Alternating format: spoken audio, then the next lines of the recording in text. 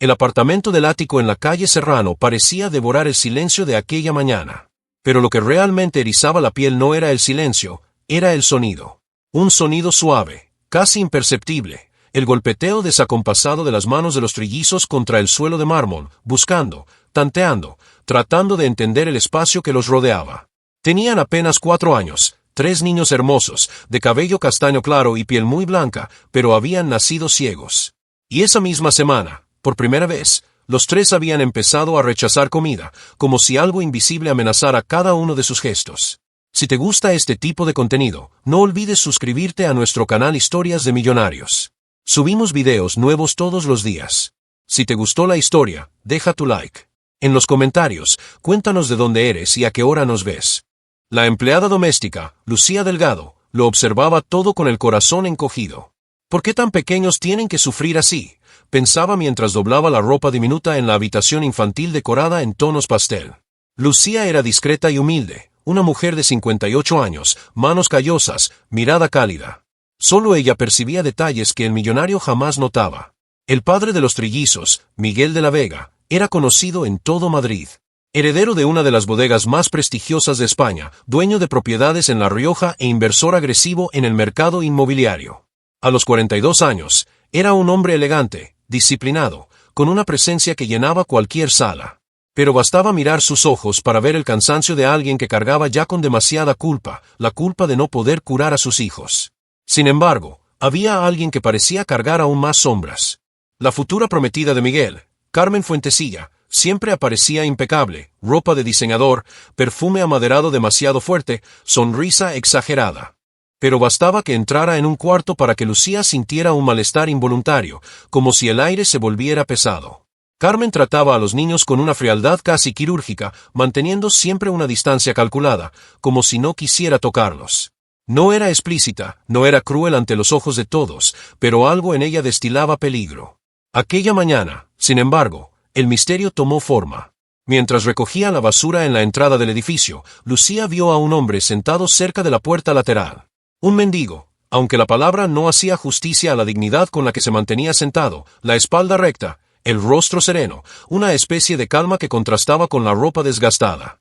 Susurraba algo, como si cantara, y, por unos instantes, los trillizos dentro del apartamento dejaron de golpear sus manos. Quedaron inmóviles, casi atentos, como si escucharan mejor que todos. Lucía sintió un escalofrío recorrerle la espalda. ¿Quién era aquel hombre? ¿Por qué su presencia parecía alterar algo? Fue entonces cuando, al volver dentro, notó un detalle que le heló la sangre, uno de los bastoncitos de orientación de los trillizos, que siempre se dejaba en el mismo rincón, estaba fuera de lugar, caído, casi escondido detrás de la puerta. Ningún niño ciego habría hecho eso solo. Y Carmen había sido la última en salir de la habitación esa mañana. Un pensamiento oscuro atrapó la mente de Lucía. ¿Hasta dónde podría llegar alguien para eliminar obstáculos que entorpecen un matrimonio millonario? En los días siguientes, Lucía percibió que algo sombrío rondaba el apartamento de Miguel. Los trillizos, antes inquietos, empezaron a encogerse cada vez que Carmen atravesaba el pasillo. Era como si un instinto silencioso les advirtiera que aquella mujer representaba peligro. Miguel, sepultado bajo reuniones, no notaba el ambiente sofocante que se había instalado. Los médicos afirmaban que la ceguera de los pequeños era irreversible, pero Lucía comenzaba a dudar. Había algo nuevo, casi imperceptible, en la manera en que reaccionaban a sonidos lejanos. Y cada vez que la voz ronca del mendigo resonaba afuera, los 3 inclinaban la cabeza. Parecía imposible. Lucía sentía que el misterio crecía. A la mañana siguiente, mientras recogía la cocina, Lucía notó pequeños temblores en las manos de Mateo, el más sensible de los trillizos. Parecía oír algo más allá de las paredes, como si un llamado distante lo alcanzara. Lucía se acercó y notó que los otros 2, Enrique y Alba, también se mantenían atentos al menor ruido que venía de la calle. Era como si vieran a través del sonido, como si algo dentro de ellos estuviera despertando. El problema era que Carmen empezaba a notar ese cambio, y su mirada se endurecía cada vez que observaba a los 3. Lucía intentó disimular, pero la tensión entre ambas aumentaba día tras día. Esa tarde, al bajar para tirar la basura, Lucía encontró una vez más al mendigo sentado en el mismo lugar, como si jamás se hubiera movido de allí. Murmuraba una melodía antigua, casi litúrgica, que parecía atravesar el aire como un susurro cargado de memoria. Sin saber por qué, Lucía sintió deseos de preguntarle quién era, pero temió parecer invasiva. Sin embargo, antes de que se alejara, el hombre levantó el rostro y dijo algo que la hizo estremecer.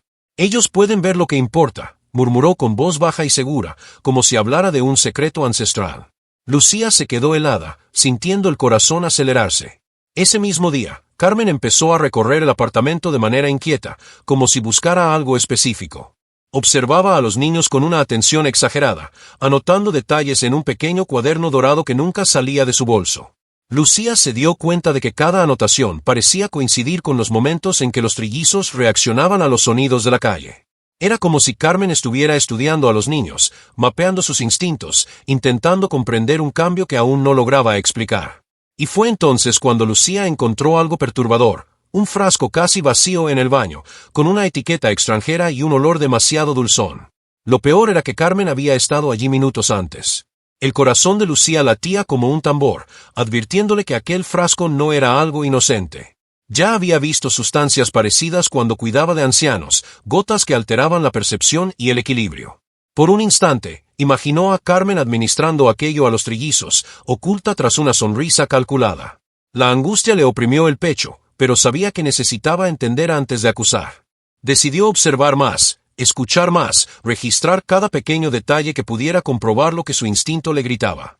Era solo el comienzo de algo terriblemente mayor. Ella también lo sentía.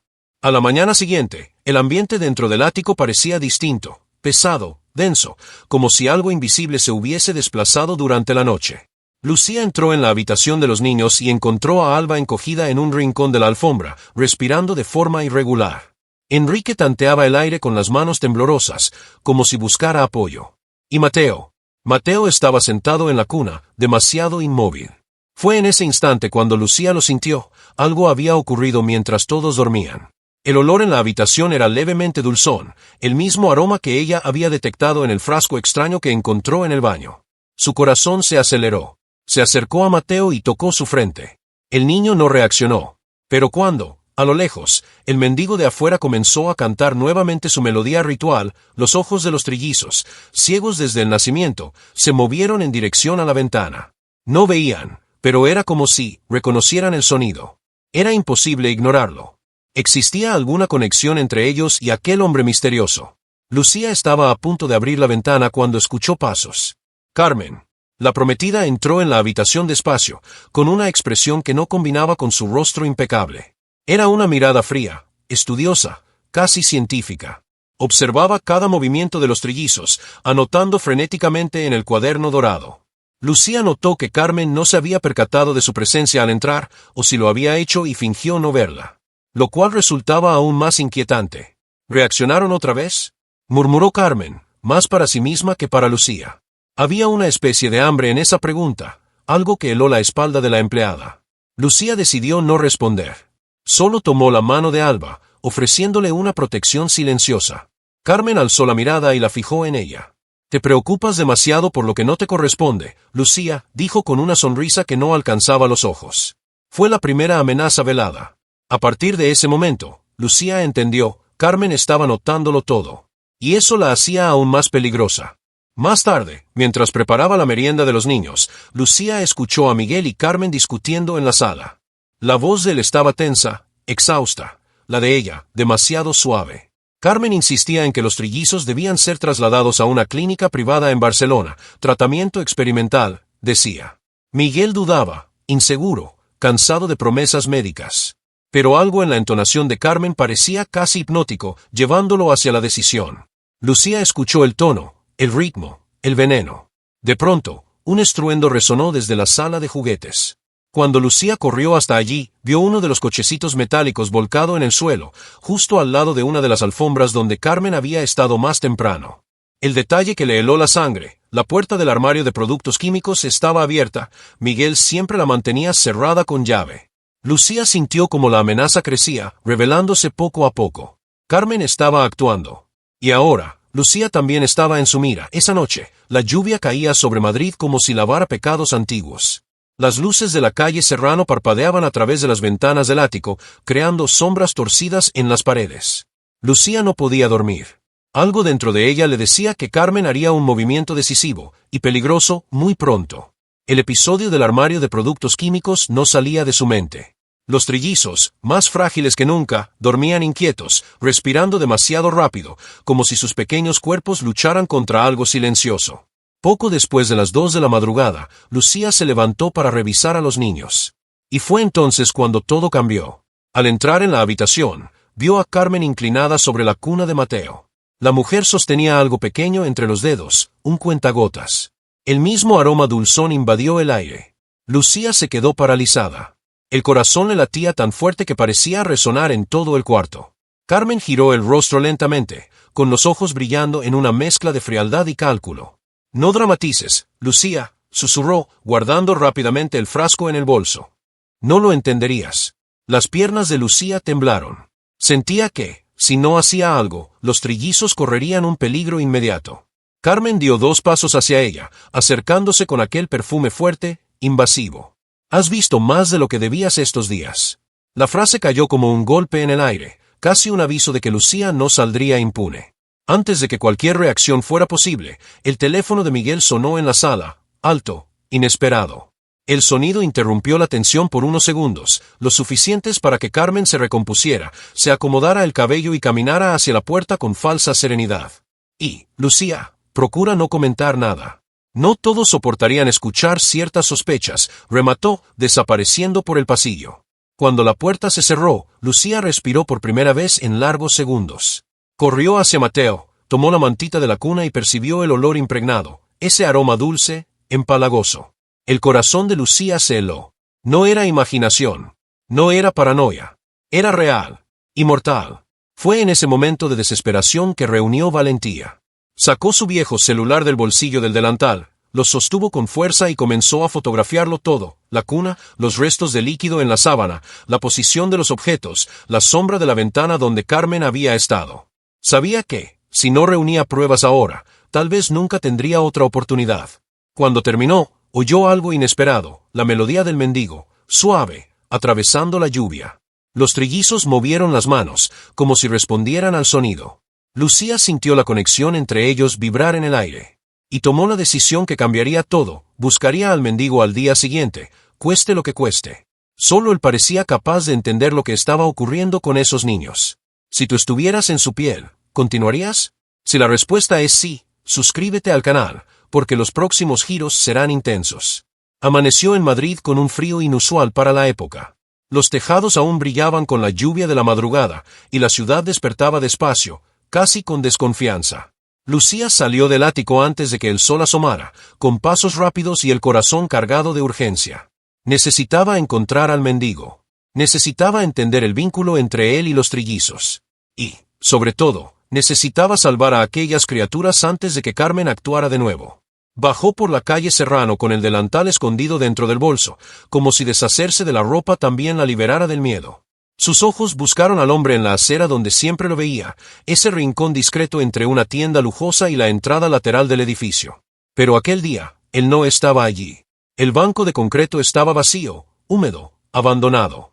Un escalofrío recorrió su espalda. Era como si alguien supiese que él había. Lucía caminó unos metros, mirando a su alrededor, hasta que oyó la melodía. Baja, distante, casi devorada por el viento frío. Siguió el sonido, guiada por el instinto, un instinto que nunca le había fallado en décadas trabajando para familias ricas que escondían más secretos que muebles lujosos. Dobló la esquina y allí estaba él, sentado al borde de la acera, las manos apoyadas en las rodillas, la mirada perdida en algo invisible.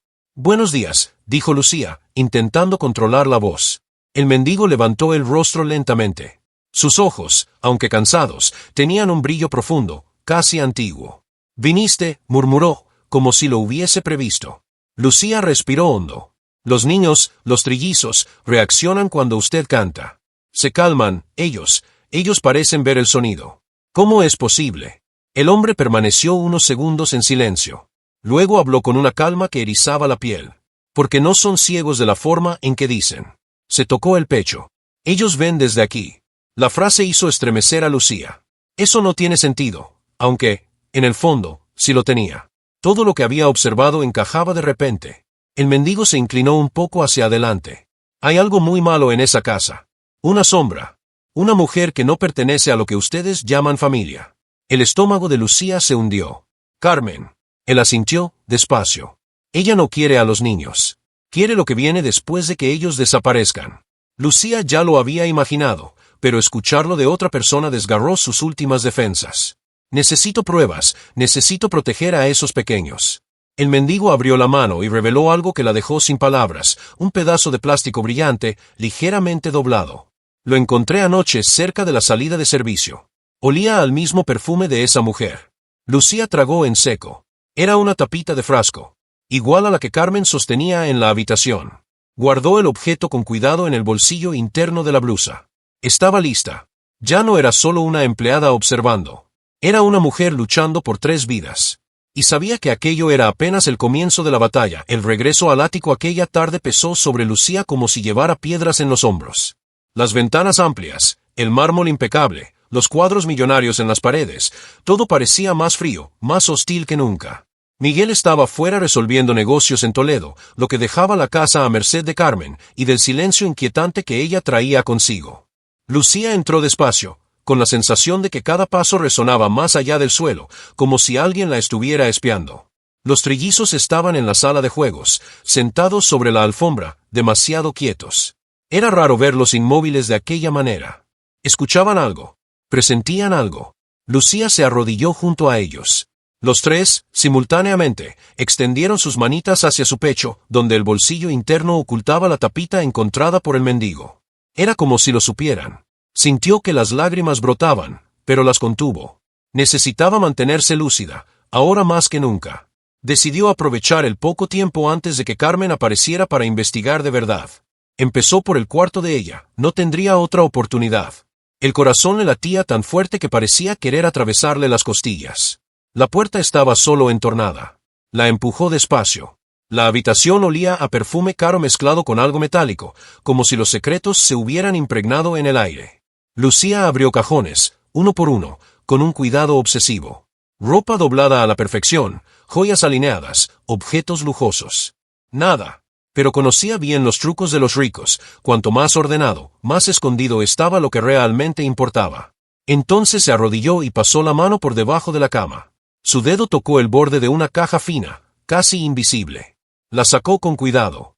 Cuando la abrió, el impacto le cortó la respiración. Dentro había varios frascos iguales al que Carmen había usado de madrugada, todos con etiquetas en distintos idiomas.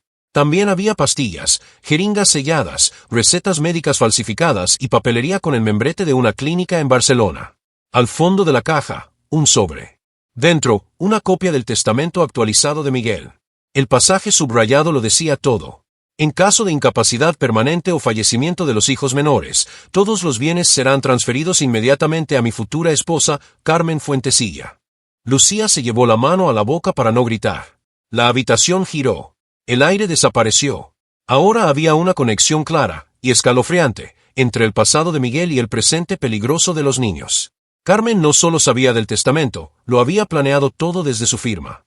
La ceguera de los niños, el tratamiento experimental, las sustancias dulzonas, todo cobraba sentido. Pero aún había más. Dentro del sobre, doblado, había un documento antiguo, amarillento, con el nombre de Carmen escrito en letras pequeñas. Un registro de internación psiquiátrica en Valencia. La última línea decía: la paciente demuestra comportamiento peligroso y obsesivo relacionado con figuras paternas adineradas. Historial de manipulación y episodios disociativos. Lucía sintió el estómago desplomarse. La mujer con la que Miguel pensaba casarse no solo era cruel. Era enferma. Y letal. En ese mismo instante, unos pasos resonaron en el pasillo. Carmen estaba regresando. El sonido de los pasos en el pasillo hizo que la sangre de Lucía se helara. No había tiempo para esconderlo todo. En un gesto instintivo, deslizó los documentos de vuelta a la caja, la empujó bajo la cama y se limpió las manos en el delantal, como si así pudiera borrar el pánico estampado en su rostro.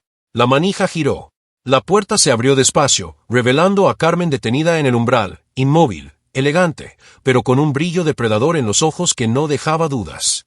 Ella sabía. ¿Buscando algo, Lucía?, preguntó la novia, entrando con pasos lentos, calculados. La voz ya no estaba disfrazada de gentileza, era fría como el mármol. Lucía sintió la garganta secarse.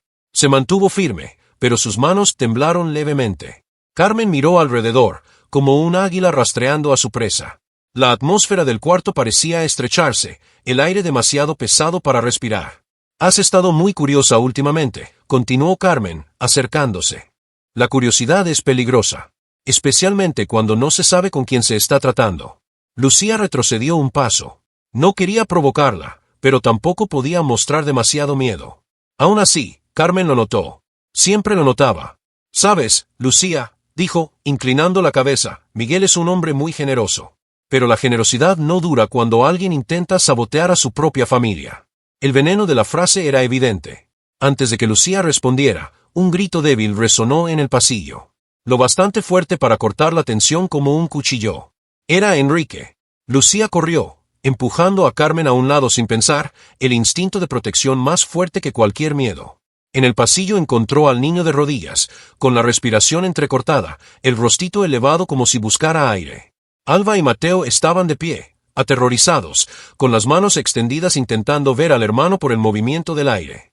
Lucía se arrodilló enseguida. «Enrique, mi amor, respira conmigo, vamos, despacio», pero el niño parecía empeorar. El aroma dulzón estaba allí. De nuevo. Más fuerte. Carmen había actuado. La desesperación se apoderó de Lucía. Los ojos de Enrique se volteaban. El pequeño cuerpo temblaba. Y Alba empezó a llorar, murmurando sonidos que nunca antes había emitido, sonidos de puro pánico. «Llama a un médico», gritó Lucía hacia Carmen. Pero Carmen no se movió. Observaba la escena como quien mira una obra de teatro. Una pequeña sonrisa surgió en la comisura de sus labios, discreta, casi imperceptible, pero terriblemente presente. Entonces Lucía corrió hacia el teléfono fijo de la sala. Al levantar el auricular, no había línea. El cable estaba cortado. Carmen ya lo tenía todo planeado. Lucía sintió el mundo desmoronarse. Los trillizos estaban en estado crítico. Ella estaba atrapada con una mujer peligrosamente inestable. Y Miguel, demasiado lejos. Necesitaba huir. Necesitaba ayuda. Necesitaba llevar a los niños a cualquier lugar seguro. Y solo una persona en la ciudad podía ayudarla en ese momento, el mendigo de voz antigua. Respiró hondo, tomó a Enrique en brazos y les dijo a los otros dos: «Vengan. Ahora. No miren atrás». El peligro máximo había llegado. Lucía bajó las escaleras del edificio como si el tiempo estuviera en su contra, y lo estaba. Enrique jadeaba en sus brazos, el cuerpo tan ligero que parecía desvanecerse a cada sacudida. Alba y Mateo, aferrados a su delantal, tropezaban, guiándose solo por los sonidos desesperados de la calle allá afuera. El olor empalagoso del líquido dulzón aún flotaba sobre ellos, como una sentencia silenciosa. Tenía que llegar hasta el mendigo. Él era la última esperanza. Al alcanzar la puerta lateral del edificio, Lucía la empujó con fuerza. El aire frío de la mañana golpeó su rostro como un balde de agua, devolviéndole un fragmento de lucidez. Y entonces lo vio. El mendigo estaba allí, sentado en el mismo banco de siempre, inmóvil, como si supiera que ella vendría. Sus ojos se alzaron lentamente, y su expresión cambió al ver a Enrique en sus brazos. «Está empeorando», dijo Lucía, sin aliento. «Por favor, ayúdenos». El hombre se levantó con una calma extraña, casi sobrenatural, y apoyó la palma de la mano en el pecho del niño. Los trillizos reaccionaron de inmediato, como si reconocieran aquel toque. Alba sostuvo la pernera de su pantalón. Mateo apoyó el rostro en su brazo. Era como si aquel hombre fuera la única fuente de seguridad que conocían. «El veneno se está extendiendo rápido», murmuró el mendigo, con voz grave. «No es común, no debería administrarse a niños». Lucía sintió que las piernas le fallaban. «Tengo que llevarlos al hospital. Ahora». Pero antes de que pudiera dar un paso, una silueta apareció en la puerta del edificio. Carmen. Bajó despacio, como si la escena le resultara divertida.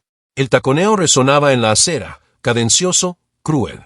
«Vaya, vaya, mira nada más», dijo, cruzándose de brazos. «La asistenta se llevó de paseo a mis futuros problemas». Sus ojos brillaron con una frialdad animal. «¿A dónde crees que vas, Lucía?» Lucía apretó a Enrique contra el pecho. «No voy a dejar que los toque otra vez. Nunca más». Carmen sonrió. «¿Quién va a creerte? Una simple asistenta. ¿Contra mí? ¿Contra el testamento?» Levantó un pequeño frasco, el mismo que había usado en la madrugada. «No sobrevivirán lo suficiente para que lo intentes». Pero en ese instante, algo rompió el rumbo del destino. El sonido de sirenas surgió a lo lejos. Y, justo detrás de Carmen, la figura de Miguel apareció corriendo, completamente trastornado. Había llegado antes de lo previsto, y encontró en el suelo del cuarto uno de los papeles que Lucía dejó caer al huir, el documento psiquiátrico de Carmen. «¡Carmen!», gritó, incrédulo. «¿Qué estás haciendo con mis hijos?». Ella se congeló. El frasco cayó de su mano, rodando hasta detenerse a los pies del mendigo. Entonces, la escena estalló en movimientos rápidos. O el mendigo recogió el frasco antes de que Carmen pudiera alcanzarlo. O Miguel levantó a Alba y a Mateo del suelo, protegiéndolos. O y Lucía, con la fuerza de una madre, sostuvo a Enrique y corrió hacia los paramédicos que acababan de llegar. El médico abrió la maleta allí mismo, en la acera, aplicó oxígeno, monitorizó la pulsación, y el corazón de Enrique comenzó a estabilizarse. Todo se aclaraba ante los ojos de Miguel. La verdad entera. La mujer a la que amaba era una amenaza mortal. La única persona que realmente lo había visto todo, era Lucía. El hospital de Málaga bullía con pasos apresurados, voces tensas y el olor a antiséptico que impregnaba hasta el alma. Lucía caminaba por el pasillo empujando la camilla de Enrique junto a los paramédicos, mientras Miguel sostenía a Alba y Mateo contra el pecho, los dos temblando, intentando comprender un mundo que solo conocían por los sonidos. El mendigo los acompañaba a unos pasos detrás, silencioso, como si realmente no perteneciera a ese lugar, pero sin alejarse ni un centímetro. Las puertas de la unidad pediátrica se abrieron y el equipo médico se hizo cargo de los trillizos. Exámenes, luces, cables, prisas. Lucía se detuvo solo cuando una enfermera levantó la mano y le pidió que aguardara afuera. Sus piernas flaquearon. Se sentó en un banco y puso la cabeza entre las manos. Se sentía culpable por no haberse dado cuenta antes, por no haber impedido, por no haber protegido completamente. Miguel se acercó despacio, como quien se avergüenza de su propia existencia. «Lucía», su voz falló. «Yo fui un idiota. Un ciego. Tú intentaste avisarme, intentaste protegerlos, y yo». Ella levantó los ojos, enrojecidos. «Están vivos. Eso es lo que importa ahora». Antes de que Miguel pudiera responder, policías entraron por el pasillo, trayendo a Carmen esposada. Su expresión ya no era de control, sino de puro desesperación. Sus ojos fijos en Miguel, suplicando, gritando sin voz, «créeme». Pero Miguel desvió la mirada. Carmen fue llevada a una sala contigua para un interrogatorio preliminar. Y entonces, el silencio cayó sobre el pasillo como la nieve. Fue en ese silencio que el mendigo se acercó. «Mejorarán», dijo, con un tono que no permitía dudas. Miguel lo miró, como quien enfrenta un enigma hecho de carne. «¿Quién eres?», preguntó, directo. El mendigo posó la mano en el hombro de Miguel. Solo alguien que comprende el dolor de quienes viven en las sombras. Lucía observaba todo con creciente asombro. Había algo en aquel hombre, algo que no encajaba con el retrato de un simple vagabundo. Los minutos se convirtieron en horas hasta que la pediatra salió de la sala. «Ya hemos estabilizado a los tres», anunció. Enrique fue el más afectado, pero reaccionó rápido al tratamiento. «Están fuera de peligro inmediato». La noticia golpeó a Lucía con un alivio tan intenso que las lágrimas comenzaron a correr antes de que se diera cuenta. Miguel tomó su mano, por primera vez, no como patrón ni como hombre poderoso, sino como un padre desesperado agradeciendo a la única persona que realmente luchó por sus hijos. La médica continuó. «Solo hay una cosa, algo que nos llamó la atención». Miguel frunció el ceño. «¿Qué?». Sus pupilas reaccionaron a la luz. Levemente, pero reaccionaron. Lucía casi se levantó del banco. «Reaccionaron, como si hubiera actividad visual residual», explicó la médica. «Aún es pronto para conclusiones, pero no suele suceder en casos como el de ellos». Miguel se volvió hacia el mendigo. Él estaba allí, parado, con esa media sonrisa que nunca revela todo. «Lo sabías, ¿verdad?», susurró Miguel. El mendigo solo inclinó la cabeza, como quien guarda un antiguo secreto. Y entonces, antes de que alguien pudiera decir algo más, un policía se acercó. «Señor Miguel, necesitamos que dé su declaración. Y quizá la señora Lucía también nos acompañe. Hay cosas en el apartamento que necesitamos aclarar». Miguel respiró hondo. Su vida había dado un giro completo en pocas horas. Pero había una certeza ahora, no permitiría que Lucía se alejara de sus hijos. Ella era la pieza que faltaba, y Carmen, finalmente, estaba donde debía estar. Cuando los policías se alejaron con Miguel, la médica llamó a Lucía. «Puede entrar. Ellos la están llamando». Abrió la puerta despacio. Los trillizos extendieron las manos hacia ella, como si pudieran ver a través de la oscuridad. Y Lucía, por primera vez, sintió que algo extraordinario, imposible hasta ese momento, estaba a punto de suceder. La sala pediátrica estaba a media penumbra, iluminada solo por la suave luz que entraba por la ventana alta. Lucía entró despacio, aún con el corazón acelerado, pero cuando los trillizos extendieron las manos hacia ella, una cálida ola de ternura lo envolvió todo. «Lucía», susurró Alba, tanteando el aire hasta que la punta de sus dedos encontró el brazo de ella. Mateo se inclinó sobre el colchón. Enrique, todavía débil, respiró profundo. Sabían que ella estaba allí, como siempre lo habían sabido. Lucía se acercó, sosteniendo cada manita. «Estoy aquí, mis amores, estoy aquí». Miguel entró justo detrás, con pasos silenciosos. Su rostro estaba devastado, pero vivo. La expresión de un hombre que había perdido todo y, al mismo tiempo, acababa de encontrar lo que realmente importaba. Los médicos habían dejado claro, haría falta tiempo, cuidado, seguimiento, pero había una oportunidad. Una oportunidad real de que los niños pudieran ver, tal vez no por completo, tal vez de forma limitada, pero mucho más de lo que el mundo creía posible. Y esa posibilidad nació hoy, exactamente el día en que Lucía arriesgó su propia vida para salvarlos. Miguel se acercó a ella. «Lucía», comenzó con voz ronca, «te debo todo. Mis hijos, mi cordura, la verdad». Respiró hondo, luchando por ordenar las palabras. «Si no hubieras estado allí, habría perdido todo». Lucía bajó la mirada. «Solo hice lo que cualquier persona habría hecho». «No», respondió él, firme. «No cualquier persona. Tú. Solo tú». Por un instante, el silencio se volvió denso. El tipo de silencio que solo ocurre cuando dos vidas se encuentran en el punto exacto donde comienzan a cambiar para siempre. Antes de que Miguel pudiera decir algo más, la puerta se abrió. Era el mendigo. Lucía se levantó automáticamente.